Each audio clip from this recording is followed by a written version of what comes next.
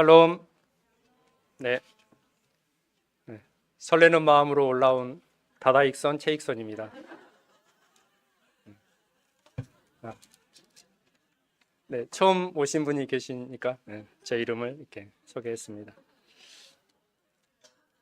이렇게 하면 잘 기억하시더라고요. 네, 다다익선 최익선입니다. 네, 특송 이렇게 매주 하셨으면 좋겠습니다. 네. 저도 유람선을 타고 가판 위에서 특송을 했습니다. 제 생애 버킷리스트. 그리고 이렇게 가파도기아에 있는 지하에 살았던 이렇게 성도들의 흔적을 꼭 한번 가서 보고 싶었는데 이번에 기회가 돼서 함께 이렇게 다녀오게 되었습니다. 여러 성도님들의 이렇게 기도해 주시고 이렇게 걱정해 주시고 이렇게 마음으로 함께 해 주셔서 이렇게 큰 사고 없이 이렇게 무사히 이렇게 계획한 대로 잘 이렇게 여행하고 돌아온 것 같습니다. 가서 이렇게 배운 뭐 여러 유익이나 그런 부분들은 이제 시간을 내서 이렇게 정리가 되는 대로 뭐 저뿐 아니라 이렇게 다녀오신 이렇게 다른 형제님들도 이렇게 함께 아마 교제할 시간이 있을 것이라 생각하고 그런 유익을 또 이렇게 나눌 수 있는 기회가 있을 것 같습니다. 저는 이제 이렇게 말씀에 있어서 먼저 이렇게 감사를 드리고 시작하는 게 좋을 것 같다는 마음이 들었습니다. 저도 이제 저도 한 달 전에는 이제 저기 다른 상무지구에서 이렇게 말씀을 이렇게 교제했었는데 한 달 만에 이렇게 자리가 바뀌었습니다. 여러 뭐 이렇게 일들을 통해서 이렇게 따로 이렇게 모이게 되었고 다시 이렇게 저희들이 함께 이렇게 연합한 부분에 대해서 이렇게 주님 앞에 감사가 되고 무엇보다도 이렇게 어려운 중에 이곳에서 이렇게 떠나지 않고 자리를 지켜주시고 수고해 주신 성도님들께 감사하다는 말씀을 드리고 싶습니다. 여러분들이 이렇게 이 자리를 지켜주셔서 저희들이 이렇게 평안한 가운데 연합할 수 있게 되었고 또 이렇게 마음으로 이렇게 용서하시고 이렇게 서로 이렇게 함께 하고자 하는 그런 마음이 이렇게 있어서 저희들이 또 이렇게 기쁨으로 이렇게 연합하고 이렇게 좋은 자리에서 좋은 곳에서 다시 이렇게 주님을 함께 섬길 수 있게 된 것 같습니다. 그리고 또 이렇게 저의 이렇게 경솔한 마음으로 이렇게 여기 계셨던 성도님들을 제가 마음으로 판단하고 또 이렇게 함부로 이렇게 이야기했던 그걸로 인해서 마음의 상처나 어려움이 있었다면 이 자리를 통해서 제가 사과드리고 용서를 구합니다. 그런 마음을 부디 용서하시고 앞으로 더 주님 안에서 좋은 관계 속에서 연합 속에서 함께 주님을 섬기고 주님의 일을 이루어 가기를 소원합니다.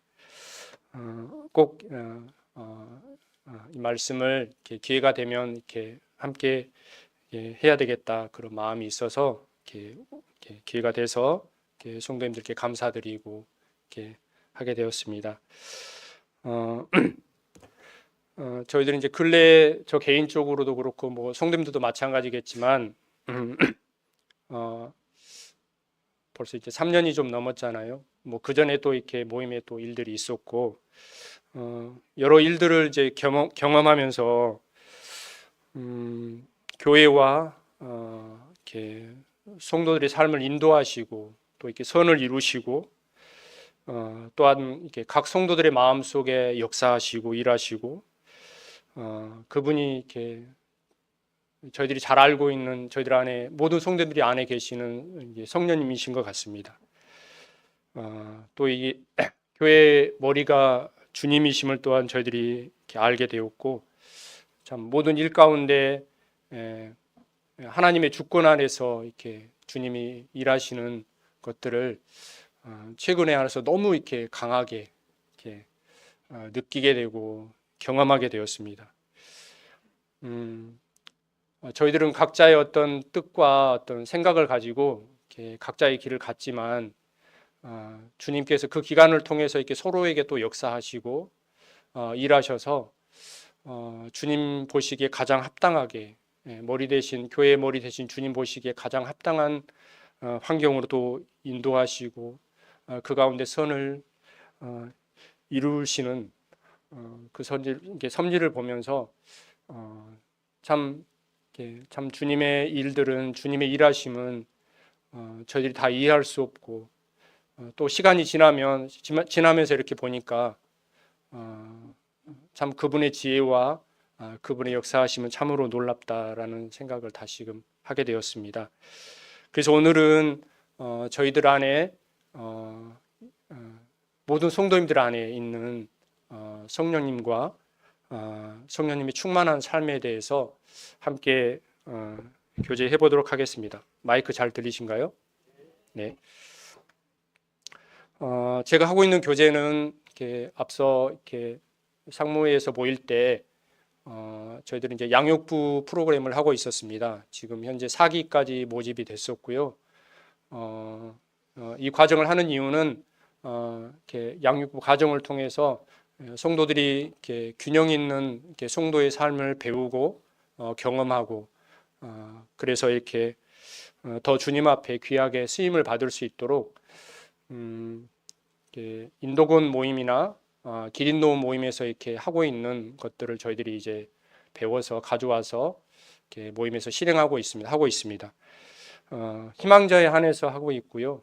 아마 이제 또 5기가 이렇게 모집 광고가 뜰 겁니다. 선착순이 있으니까요. 기도하시고 관심을 가져주시고 함께 해주시면 되겠습니다. 그 과정에서 제가 이제 맡고 있는 교제의 내용이 양육부뿐만 아니라 모든 성도들이 함께 나누면 참 좋겠다는 어떤 그런 마음이 있어서 교재에 나와 있는 내용을 차례차례 이렇게 함께 교제를 나누고 있습니다.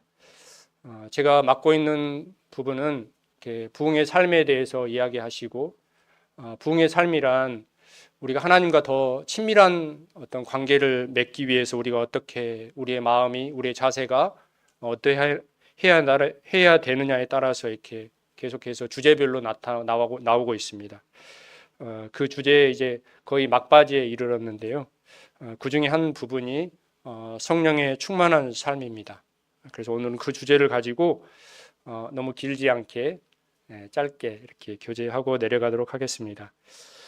성령님의 충만한 삶이란 성령님은 우리 안에 이렇게 있는 하나님의 능력입니다. 모든 성도들이 아시는 것처럼 구원받은 성도라면 누구나 우리에게 하나님께서 우리에게 주시는 성령님이 함께 하신다는 사실을 잘 알고 있습니다. 함께 말씀 보도록 하겠습니다. 요한복음 7장 37절입니다.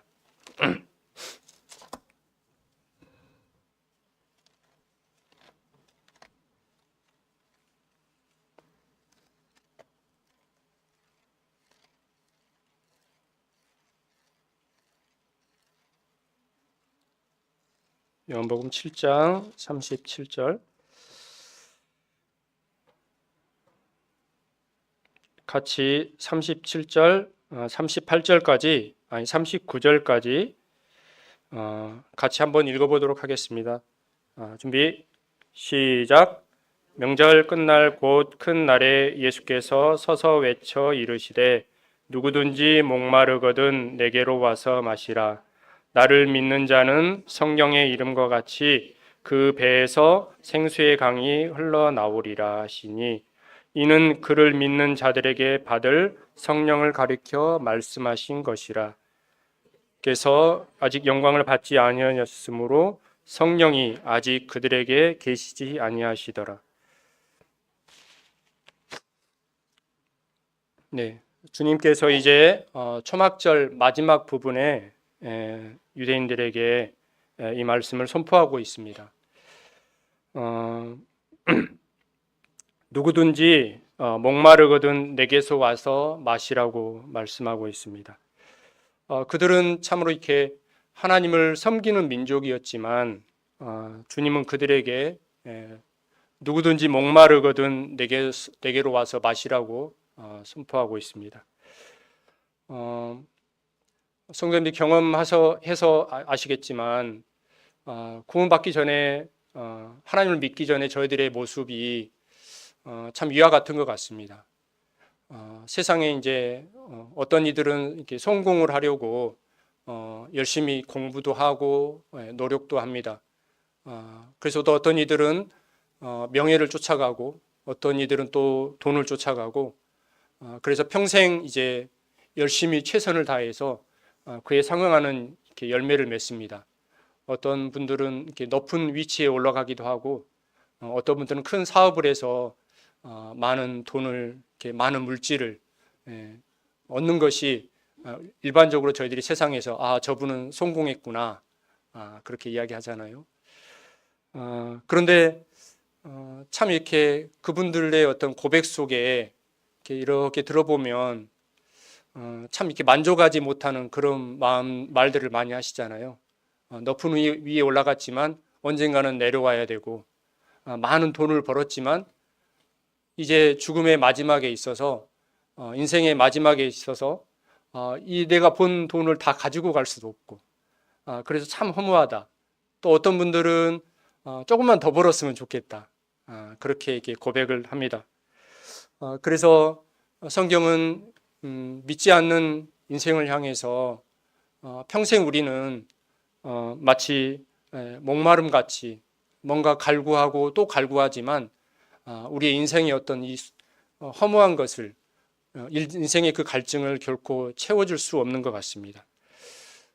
아직 이 중에 아직 주님을 영접하지 못한 분들이 혹여 계시다면 우리의 인생의 참 갈증을 해소할 수 있는 것은 세상의 어떤 것이 우리의 갈증을 해결해 줄 수 없습니다. 오직 우리의 갈증을 해결해 줄 수 있는 것은 그리스도 안에서 예수 그리스도 안에서 인생의 참 의미를 깨닫고 그분을 만났을 때 우리에게 참 갈증이 해결이 되는 것 같습니다. 그리고 주님은 우리에게 약속하셨는데 우리에게 성령님을 보내주시고 그 성령님을 통해서 우리에게 생수의 강이 넘쳐난다고 말씀하십니다. 우리가 성령님을 생각할 때 우리에게 드는 느낌이 어떤 느낌입니까?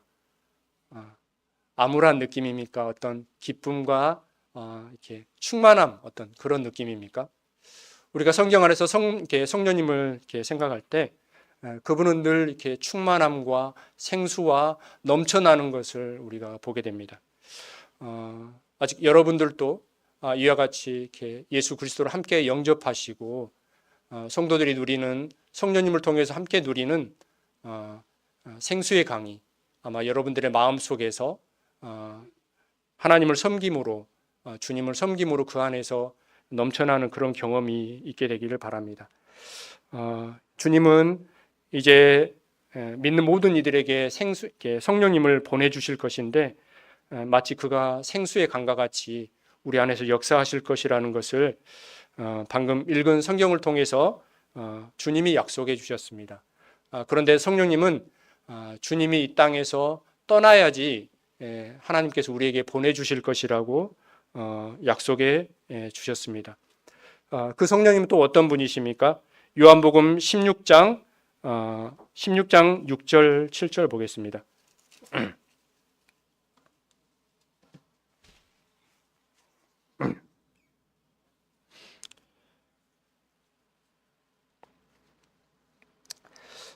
제가 읽도록 하겠습니다. 요한복음 16장 6절 7절 읽겠습니다.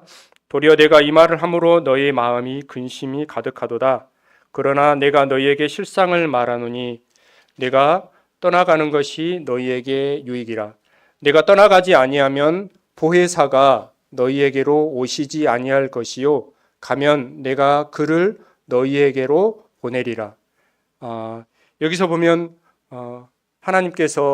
주님께서 누구를 보내주신다고 하셨나요? 네, 보혜사를 보내주신다고 하셨습니다.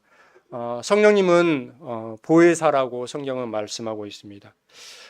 보혜사라는 의미는 어떤 사람의 편에서 지지한다, 그리고 중재한다, 그리고 상담자의 역할을 한다 하는 사람을 가리키고 있고요. 신약에서는 위로자로 이렇게 번역되기도 합니다. 동일하게 주님께서 주님이 떠나심으로 우리에게 동시에 믿는 모든 자에게 이처럼 보혜사 성령님을 보내주실 것이라고 약속해 주셨습니다. 또 14장 16절 한번 보도록 하겠습니다. 14장 16절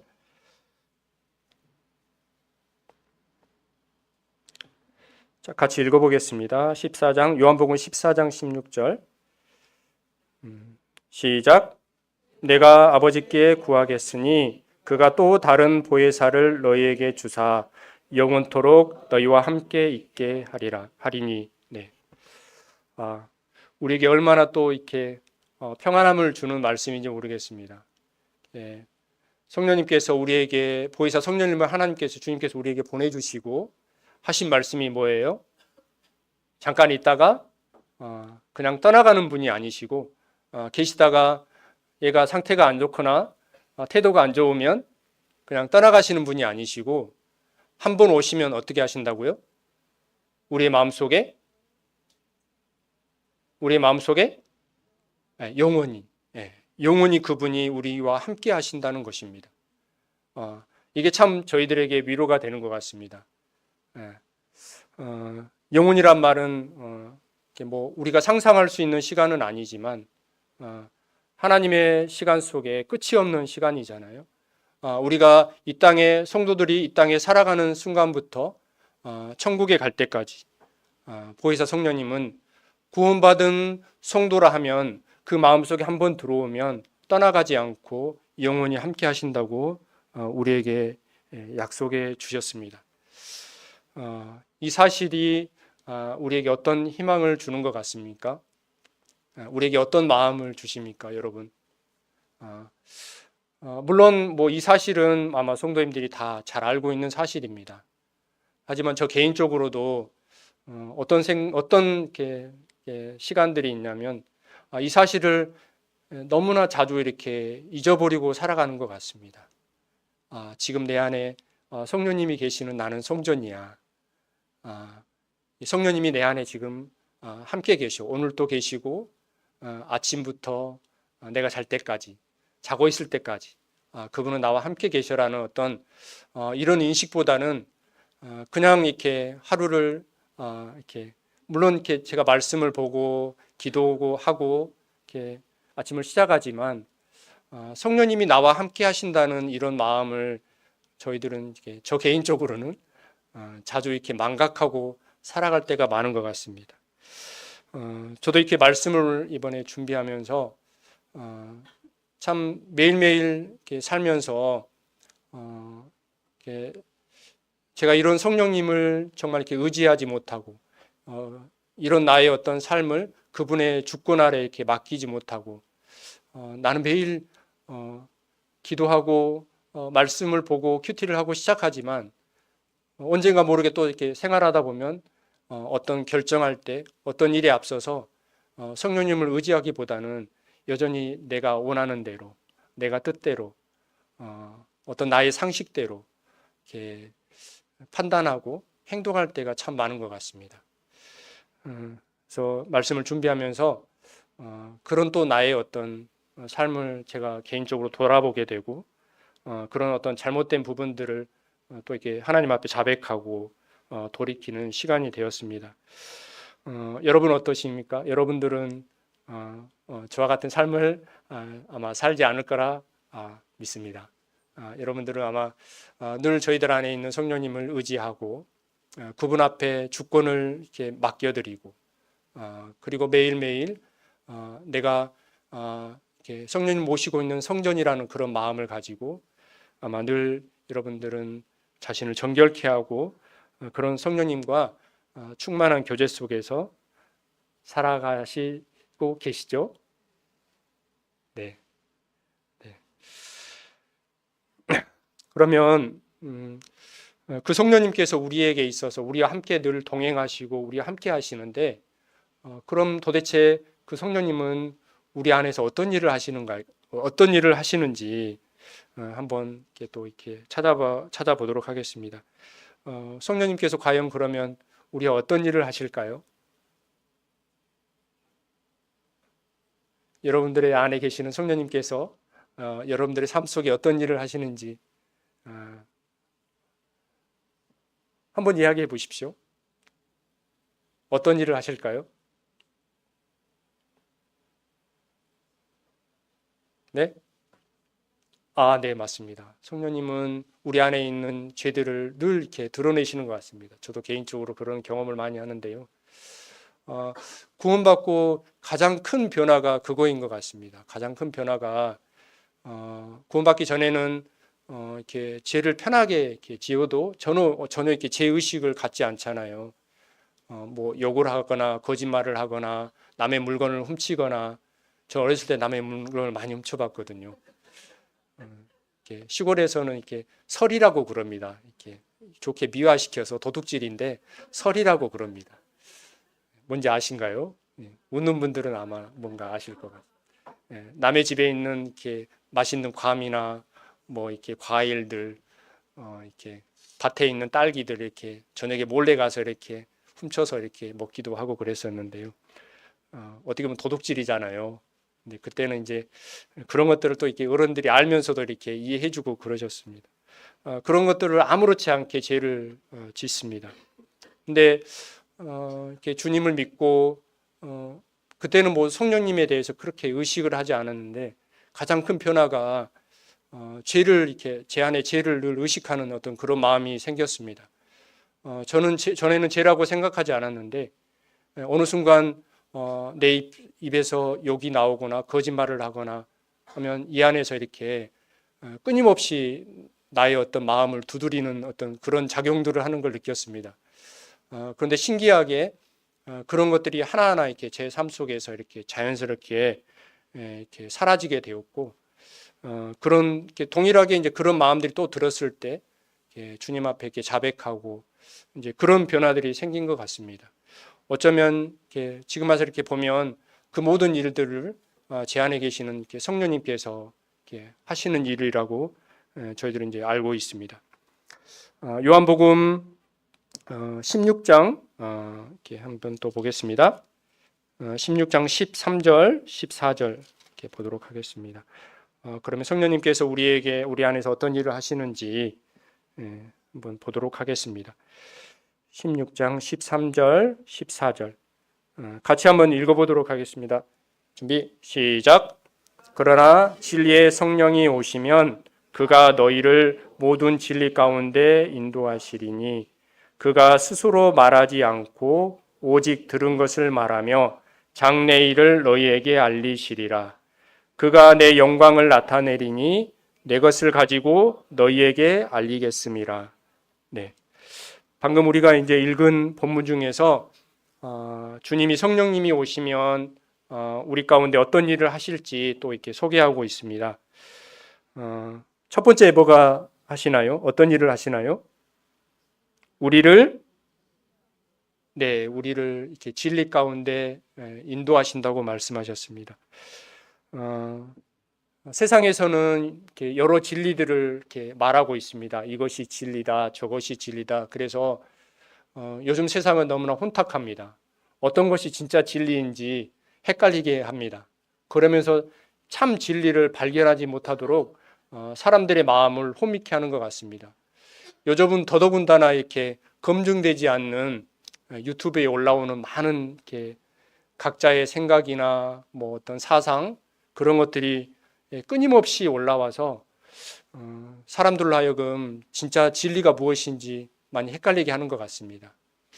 하지만 저희들 안에 있는 성령님께서는 이렇게 우리를 참 진리 가운데 인도하시고 우리가 그 길을 갈 수 있도록 참 이렇게 우리를 인도하시는 분이신 것 같습니다.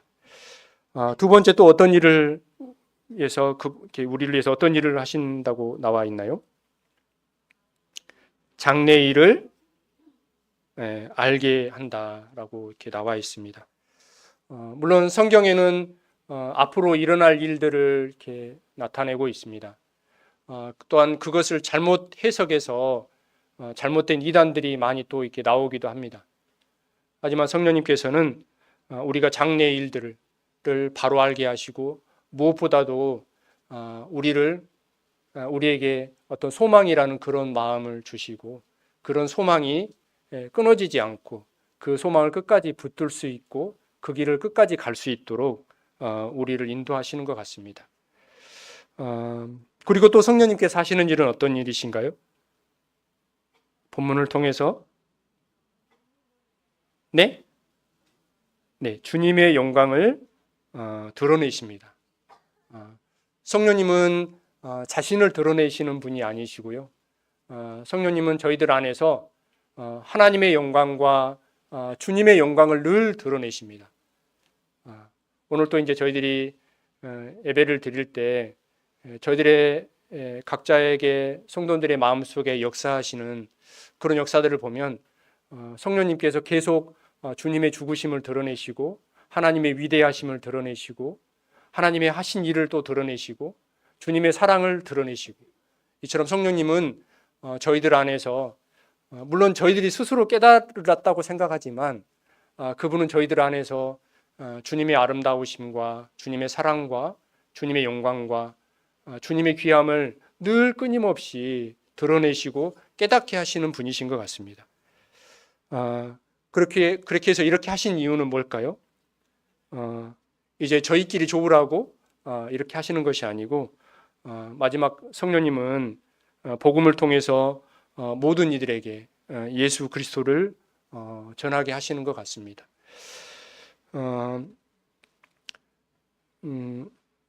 저는 이번에 터키를 그리스까지 이렇게 갔다 오면서 잠깐 이렇게 소감을 이렇게 말씀드리자면 주 무대는 이렇게 사도행전의 말씀의 무대였습니다. 사도행전에 이렇게 가장 많이 등장하시는 분이 누구신가요? 네, 사도 바울이시죠. 이렇게 어찌 보면 이제 그분의 어떤 발자취를 이렇게 따라가는 이렇게 여행이었습니다. 가장 기억에 남았던 장소는 그분의 고향이신 다소에서 이제 석키는 큰 산맥이 있는데 타우루스 산맥이라는 큰 산이 있습니다. 타우루스라는 말은 황소라는 의미가 있거든요. 그 터키의 그 큰 나라에 그 큰 나라에 길게 뻗어 있는 뭐 이렇게 길을 제가 기억은 안 나는데 뭐 버스를 타고 가는데 계속 타우루스 산맥이래요. 큰 산이 옆에 있는데 그 정도로 큰 산맥이었습니다. 그 산맥을 이제 넘어서 갈라디아 지역으로 가게 되거든요. 근데 그 산맥을 지나가기 전에 그 초입길이었습니다. 초입. 그러니까 처음 이제 그 길을 가기 전에 처음 이렇게 로마 시대 때 이렇게 길을 만들어 놓은 길이었는데요. 참 이렇게 그 길을 이제 저희들이 잠깐 걸었거든요. 근데 너무 이게 감정이 이게 참 이렇게 뭐 벅차오르는 거예요. 제가 뭐 그때 뭐 같이 간 것은 아닌데 이 길을 처음 가기를 결정했을 때 사도 바울의 어떤 마음이 어떠했을까? 그 길은요, 여관이 있지도 않습니다. 길거리에 여관이 있지도 않고요. 어디 묵을 만한 곳도 아닙니다. 제가 알기로는 거의 뭐 15일, 20일 이상 이렇게 길에서 노숙을 해야 되고요. 그리고 곳곳에 이렇게 늑대들이 출몰해서 그런 어떤 위험이 있습니다. 그리고 곳곳에 또 누가 있을까요? 여행자를 이렇게 노리고 있는 강도들이 있습니다. 그런 어떤 길이고 굉장히 위험한 길이죠. 그리고 생명을 담보할 수 없는 그런 길입니다. 그런 길인데 이제 본인의 어떤 고향인 다소에서 이제 올라가는 길이거든요. 시작하는 길이거든요. 그 길을 이렇게 갔을 때 사도 바울의 어떤 마음이 어떠했을까라는 것을 이렇게 묵상하게 되었고요.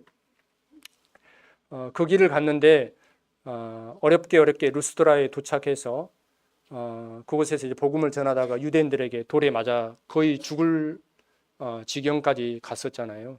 그래서 사람들이 죽은 줄 알고 버렸는데 다시 이렇게 털고 이렇게 성도들과 함께 같이 간 그런 장면이 나옵니다. 1차 전도 여행이 그렇게 마쳤고요. 또 2차에 어디를 가냐면 똑같은 장소를 갑니다. 그 길을 따라서. 그 부분이 참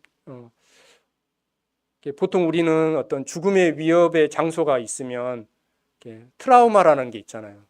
내가 저기 가서 죽을 뻔했는데 나라면 또 갈 수 있을까? 이제 그런 마음이 있잖아요. 근데 참 바울께서는 주저함 없습니다. 2차 전도여행도 동일하게 그곳에 가서 또 복음을 전하고 이제 그곳에서 디모데라는 제자를 또 이렇게 만나게 되고 그런 역사들이 또 이렇게 일어나게 됩니다. 그러면서 곰곰이 또 이렇게 생각을 했습니다. 인간의 어떤 진념이나 인간의 어떤 자기의 어떤 그 진념이나 어떤 마음을 가지고 노력을 가지고 이렇게 갈 수 있을까? 그분이 이렇게 끝까지 갈 수 있는 그 힘의 저력과 원동력이 무엇일까? 그걸 계속 이제 개인적으로 이렇게 묵상하고 생각해 보게 되었습니다. 물론 이렇게 여러 가지 뭐 이유들이 있었겠지만 가장 제 마음 속에는 참 그분의 마음 속에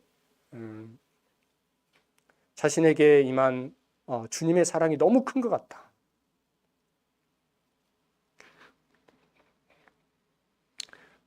그분의 마음 속에 어찌 보면 교회를 핍박했던 자인데 그런 그를 주님께서 구원하시고 이렇게 큰 이방인의 사도로 이제 아마 그가 고향에 있을 때 아마 그는 구약에 능통했던 분이시고 다소라는 성은 교육 도시였습니다. 그래서 아마 그는 어렸을 때 훌륭한 어떤 성경의 교육을 받았을 것이고 그의 부모는 그곳에 있으면 안 되겠다 싶어서 예루살렘까지 이렇게 전학을 보내서 이렇게 가말리엘 문화에서 이렇게 성경을 배웠던 성경에 능통했던 분이셨습니다. 아마 그가 구원받고 구약 시대 때 나타난 그리스도의 모든 섭리와 하나님의 어떤 그런 섭리를 아마 그가 충분히 이렇게 성경을 통해서 어쩌면 하나님의 직접적인 계시를 통해서 그가 깨달았을 것이고 보았을 것입니다. 그리고 이제 그의 마음속에 이 사실을 이제 이방인들에게 유대인들에게 전해야 되겠다는 어떤 그런 사명감을 주님께서 주셨을 것이고 그 마음을 가지고 주님을 사랑하는 마음을 가지고 아마 그 첫 발을 내딛지 않았을까. 그리고 그 마음이 끝까지 변하지 않고 그 마음을 붙들어 주시고 지켜주시는 분이 그분 하나에 계셨던 성령님이 아니셨을까. 그런 마음을 갖게 되었습니다. 참 걸으면서 이렇게 또 이렇게 다양한 여러 또 이렇게 마음들이 있었는데 또 다음에 기회가 되면 또 이렇게 하도록 하겠습니다. 그래서 저희들은 길 여행을 하고 왔습니다. 길. 그분도 이렇게 그분께서 주님께서 그분에게 맡겨주신 길을 이렇게 끝까지 걸어갔고요. 어쩌면 지금도 동일하게 우리는 그 바톤을 이어받아서 저희들에게 주어진 길을 또 이렇게 각자의 길을 또 가고 있는 것 같습니다. 그래서 계속 길을 걸었고요. 잘 기억이 나진 않지만 그분이 걸었던 길이 뭐 이렇게 사람으로는 상상할 수 없는 그런 길을 걸어갔고요. 저희들은 버스로 갔지만 그분은 직접 걸어서 이렇게 다니셨던 그런 이렇게 또 감동도 있었습니다. 교훈도 있었습니다. 또 그분이 함께 끝까지 갈 수 있었던 것은 주위에 또 여러 성도들의 동역자들이 있었기 때문에 같이 갔을 것이라 생각합니다. 성경에 나와 있지는 않지만 사도 바울을 끝까지 옆에서 묵묵히 동역하는 동역자들이 있었고요. 여러 성도들의 헌신과 물질과 기도와 그것으로 인해서 사도 바울께서 그 귀한 삶을 끝까지 또 이렇게 마칠 수 있었던 것 같습니다. 저희들도 동일하게 함께 끝까지 이렇게 갈 수 있는 것은 이렇게 끝까지 옆에 있는 성도들이 함께 동역해 주시고 그럼으로써 이렇게 함께 주님의 일들을 이루어가고 저희들의 맡겨진 일들을 계속 해갈 수 있는 것 같습니다.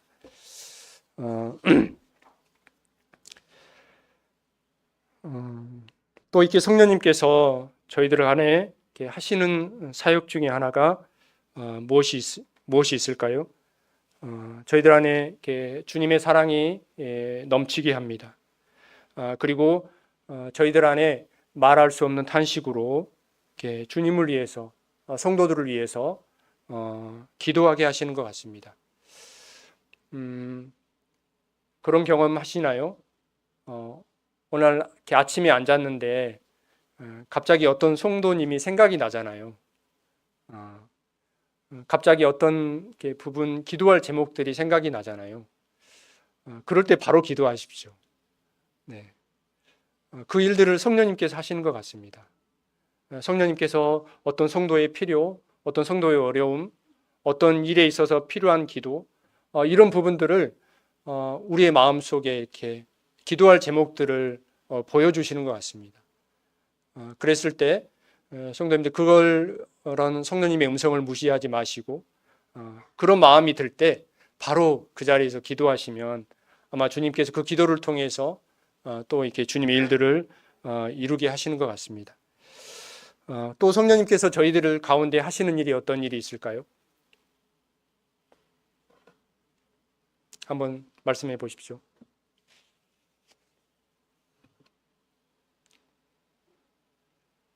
네, 성령님께서는 저희들에게 여러 가지 은사를 또 주십니다. 아멘 되시죠? 네, 구원받은 성도들에게 각자에게 주님의 주권에 의해서 모든 성도들에게 교회를 섬길 수 있고 서로를 섬길 수 있도록 은사를 주시는 것 같습니다. 어떤 분들은 복음을 잘 전할 수 있는 은사를 주셨습니다.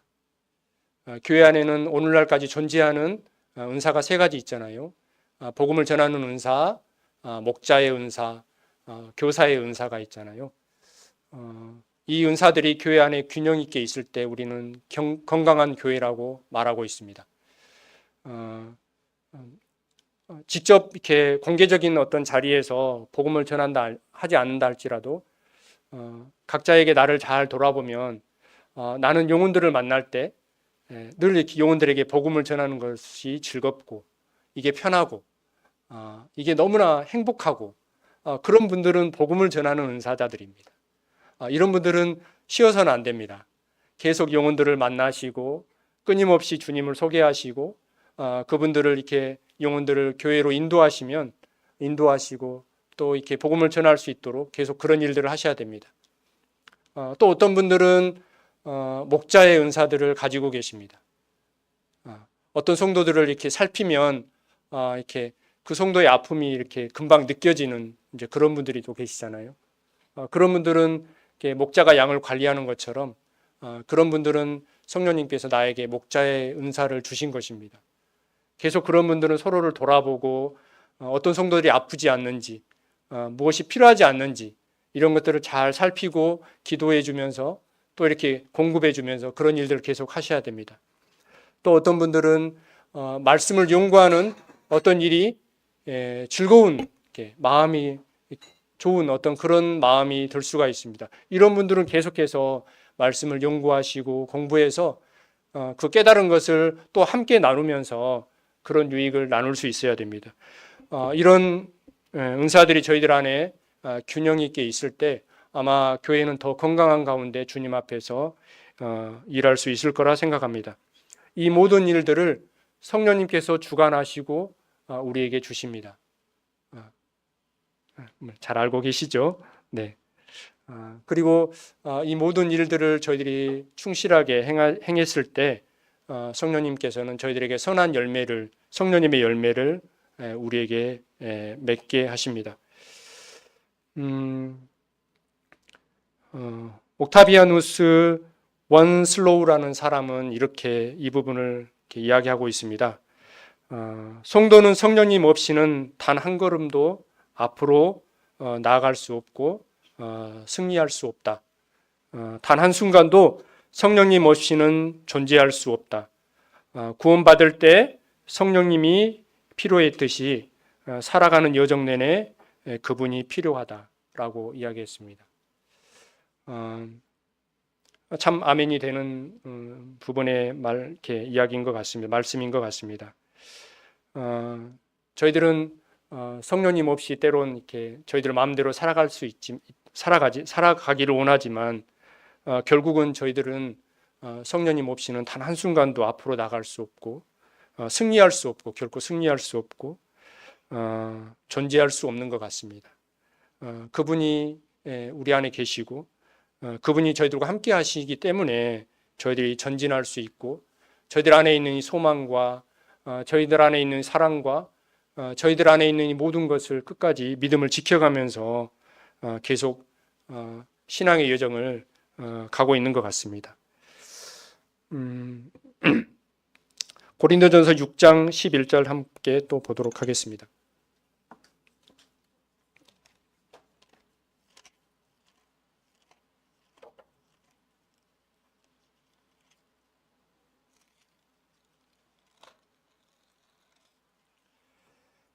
고린도전서 6장 11절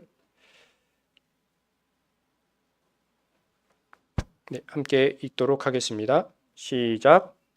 너희 중에 이와 같은 자들이 있더니 주 예수 그리스도의 이름과 우리 하나님의 성령 안에서 씻음과 거룩함과 의롭게 하심을 받았느니라. 한 말씀 더 보겠습니다. 데살로니가 후서 2장 13절입니다.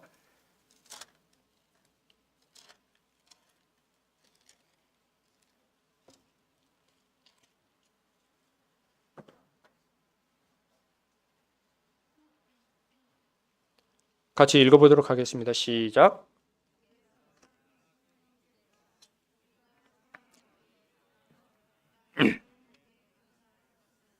하나님이 처음부터 너희를 택하사 성령의 거룩하게 하심과 진리를 여기 나온 본문 중에서 공통적으로 이렇게 느껴지는 다가오는 말씀이 어떤 말씀입니까? 어떤 말씀일까요? 성령으로 우리를 거룩하게 하신다는 말씀인 것 같습니다.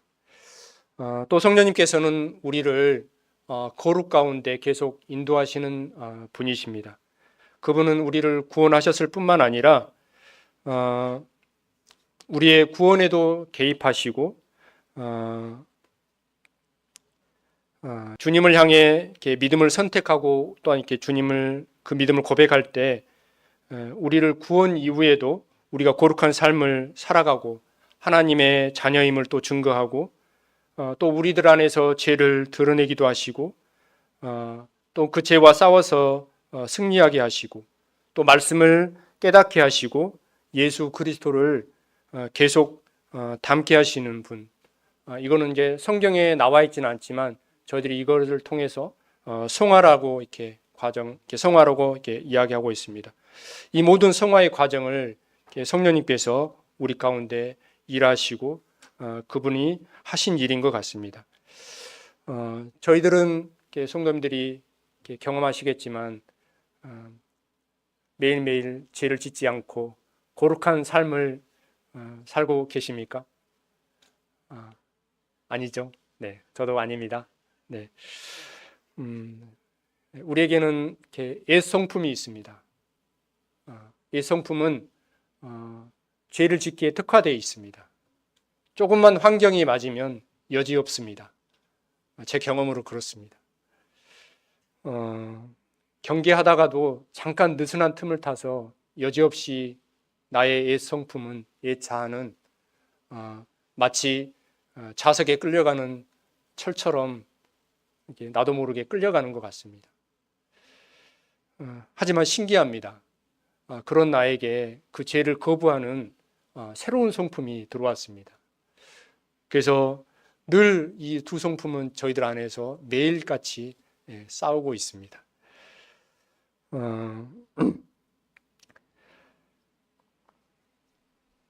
성령님께서는 또 우리 안에 하시는 일이 그런 일인 것 같습니다.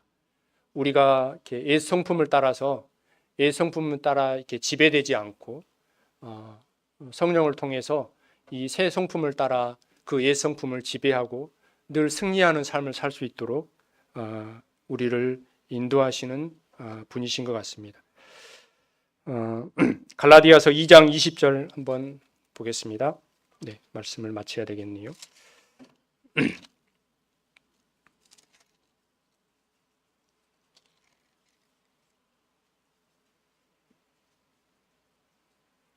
네, 제가 구원 받았을 때부터 가장 이렇게 암송하고 묵상하는 말씀인데요.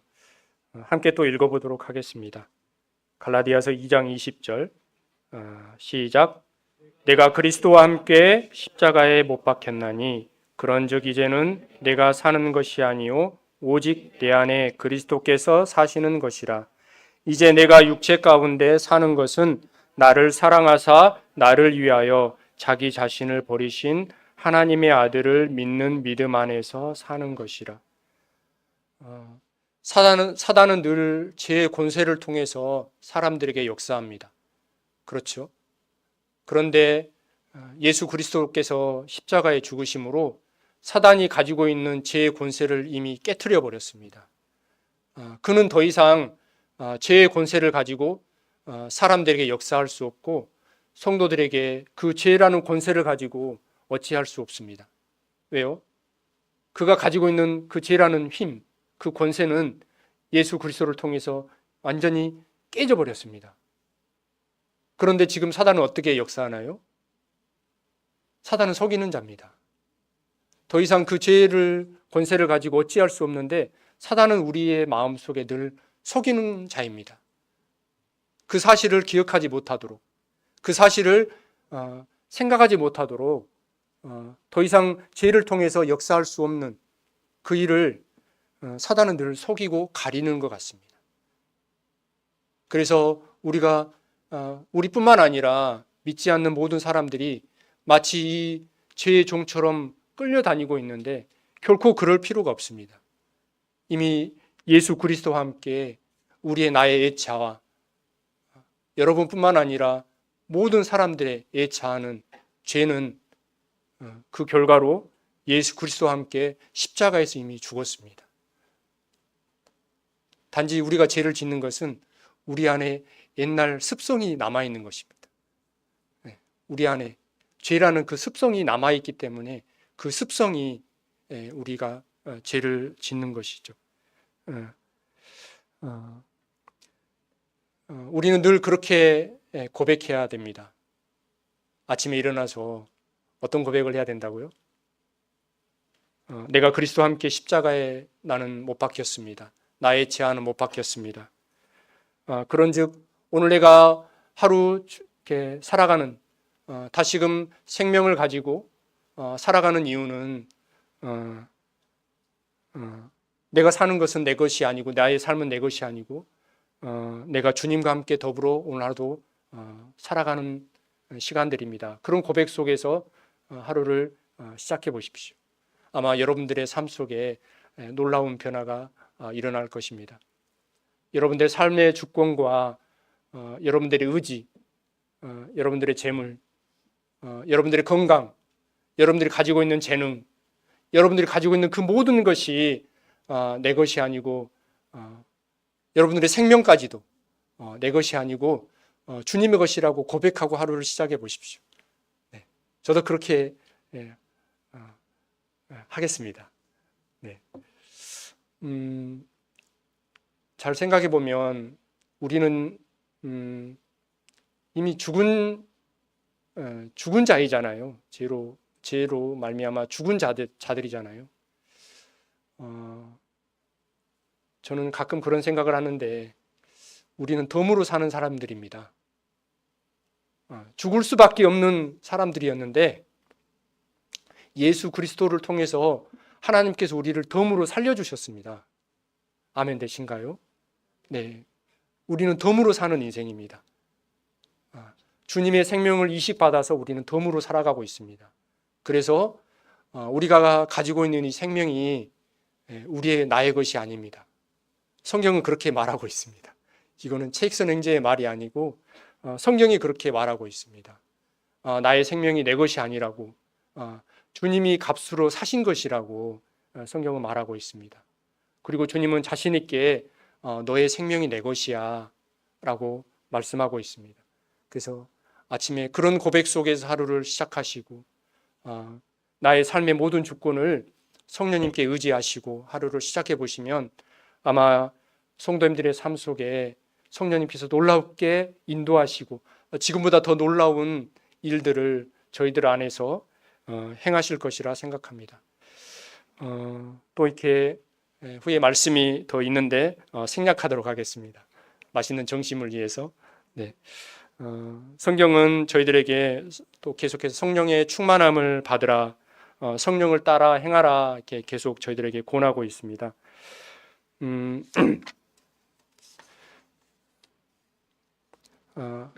그리고 이런 모든 삶을 저희들이 살아갈 때 그분께서는 내가 노력하지 않아도 내가 성령의 열매를 뭐 이렇게 사랑, 기쁨, 평안, 인내, 친절, 양선, 충성, 온유, 절제 이런 열매를 내가 맺어야지 그런 게 아니고 내가 성령님의 앞에 주권을 의지하고 그런 삶을 살아갈 때 이런 성령님의 열매는 내 삶 속에 자연스럽게 열매를 맺히게 될 거고 이런 성령님의 열매를 맺혔다고 하는 것은 결국은 저희들이 그만큼 주님을 닮아가고 있다는 증거인 것 같습니다.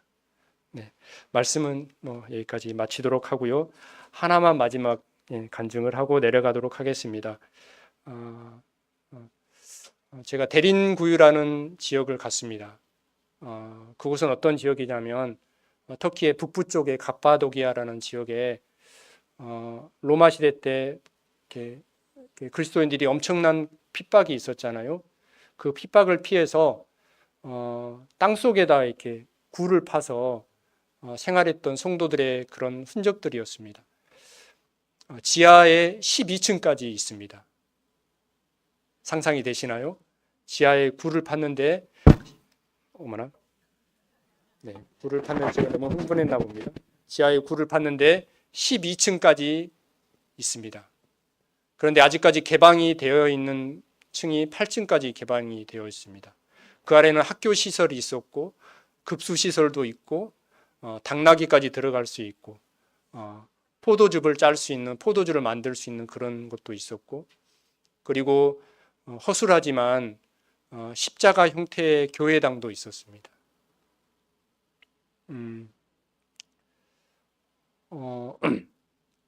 그곳에서 성도들이 한 250년 정도 생활을 했다고 합니다. 많은 세대들이 거쳐갔겠죠.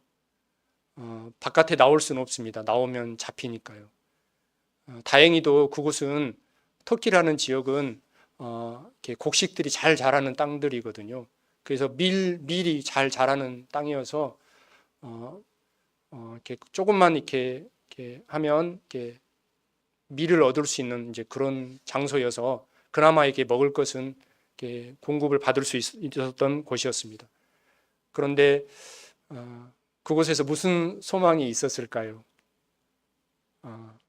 햇볕을 보지 못합니다. 평생 햇볕을 보지 못하고 아마 돌아가신 분들도 계셨을 겁니다. 그런 곳을 방문하게 되었고 베드로 전후서에 보면 그 대상들이 아마 그쪽에 계시는 그쪽에 생활하는 성도들에게 고난에 대해서 소망에 대해서 아마 편지를 썼을 것이라 생각합니다. 다른 유적지도 많이 있었거든요. 그들은 자신의 이름을 영원하게 생각해 두기 위해서 모든 건물들을 변하지 않는 돌로 이렇게 건축을 했습니다. 그리고 돌로 자신들의 신상을 만들어서 이렇게 높은 곳에 세워서 사람들이 그 앞에 절을 하면서 저 유명한 누구 하면서 자신들의 이름을 영원히 남기기 위해서 그렇게 건축을 하고 신상을 만들었습니다. 근데 지금의 아세에 보면 그 모든 건축물들은 지진으로 인해서 땅속에 다 묻혔습니다. 그런데 대림구유라는 그 지역은 다행히 지진이 일어나지 않았습니다. 지하에 묻혀 있었지만 우연히 어떤 한 주민이 자기 집에 공사를 하려고 벽을 뚫었는데 그때 동굴이 발견이 된 거예요. 그래서 그 대림구유라는 지하 동굴이 발견이 되었습니다. 그런데 놀랍게도 그 흔적들이 그대로 보존이 돼 있었습니다. 참 신기하지 않나요? 사람들은 자신들의 이름을 영원히 두기 위해서 그 휘황찬란한 건물들을 세웠지만 하나님께서 그 모든 것들을 땅속에 묻어버렸습니다. 하지만 이름 없이 그 토굴에서 살았던, 굴에서 살았던 성도들의 그 삶의 터전들은 하나님께서 그대로 남겨주셨습니다. 사람의 가치관과 하나님의 가치관은 이렇게 다른 것 같습니다. 이거를 통해서 저는 참 저희들이 이렇게 성도들이 돌아가야 될 곳이 이렇게 주님의 나라를 저희들이 소망하고 있잖아요. 뭐 이 땅에서는 뭐 저희들의 삶이 별로 화려하지 않을 수 있습니다.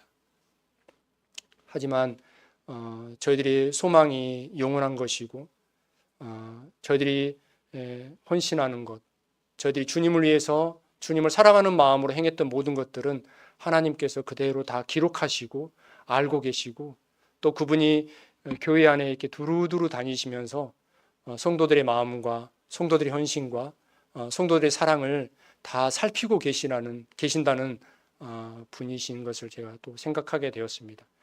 그래서 제 인생의 버킷리스트 대림구유를 다녀와서 마음이 너무나 좋았고 또 그곳에서 그 성도들의 어떤 생활했던 숨결과 저는 땅속에 아무리 힘들어도 땅속에 살지는 않잖아요. 이 땅에서요.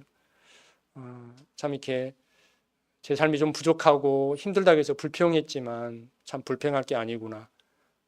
그리고 250년이라는 참 소망 없는 끝이 없는 뭐 한 1년 있다 살다가 나오면 소망이라도 있을 텐데 그곳에서 생활했던 성도들의 마음을 또 이렇게 생각하게 되고 또 겸손할 수 있게 되었습니다. 네, 말씀을